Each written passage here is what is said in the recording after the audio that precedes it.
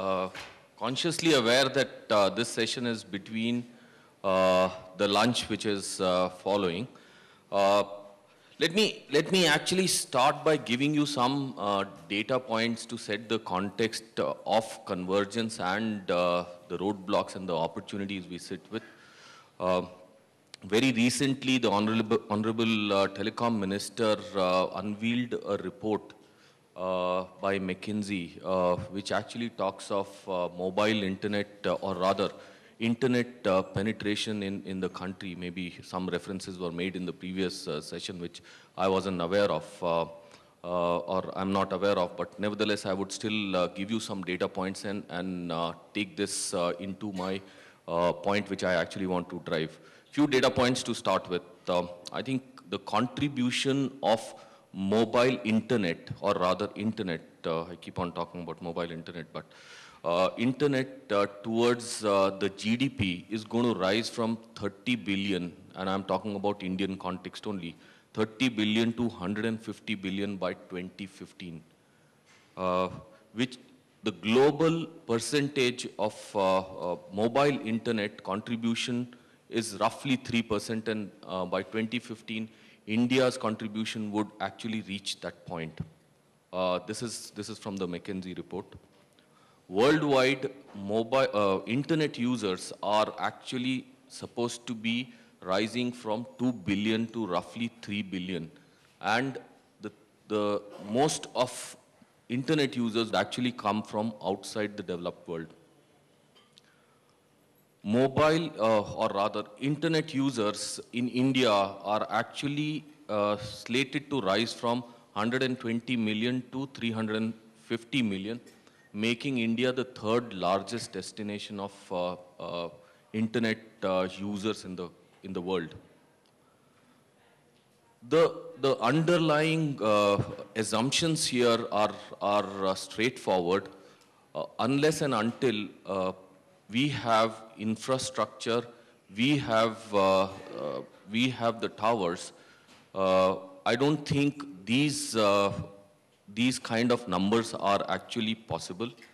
There is one more fact which was brought out in the report itself by McKinsey, is 75% of the internet users would actually come through mobile internet. And there would be a significant contribution of mobile internet towards getting mobile literacy or digital literacy in India.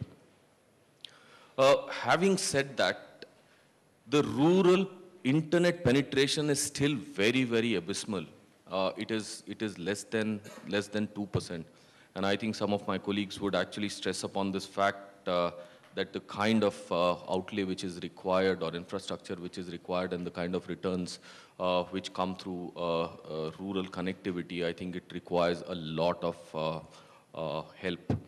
Now, having drawn this as a picture or an intent from our country, wherein a lot of focus is around the connectivity and mobile internet or internet penetration, what is it that the infrastructure should be and should be providing is what I would stress on, and some of the challenges which we face and some of the help which we would be needing from various walks outside maybe the telecom also.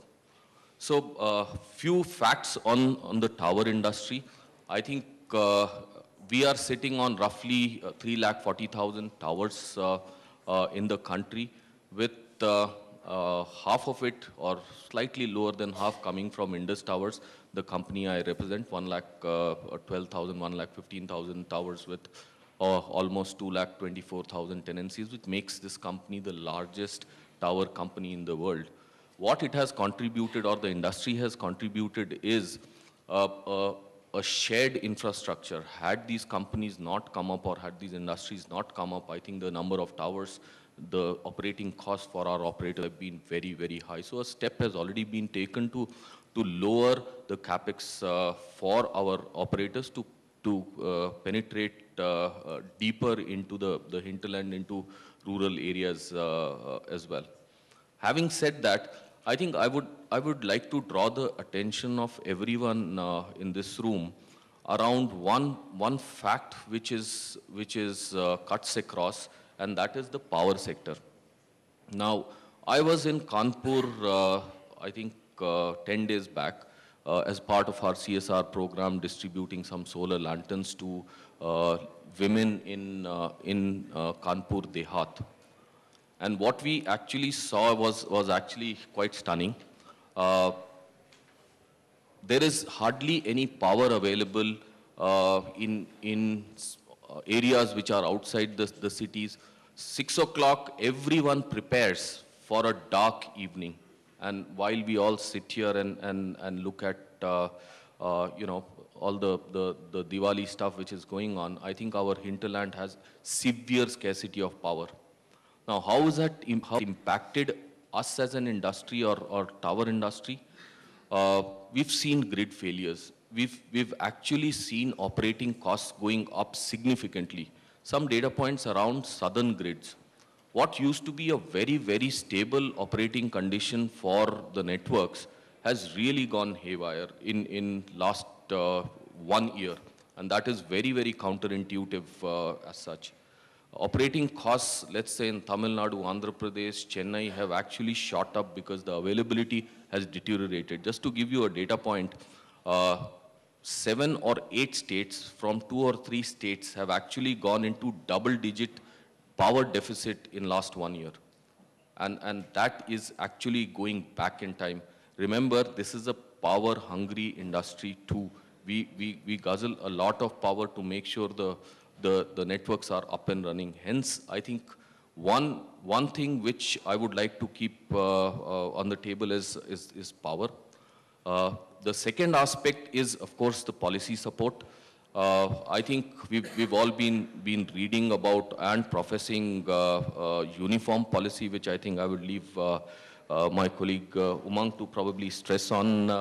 I think it suffices to say that while the industry is geared up to comply to all the laws and of the land, what we are exposed to is what I would share with you. In Maharashtra, once a commissioner, honorable commissioner, switched off 5 sites and went on leave.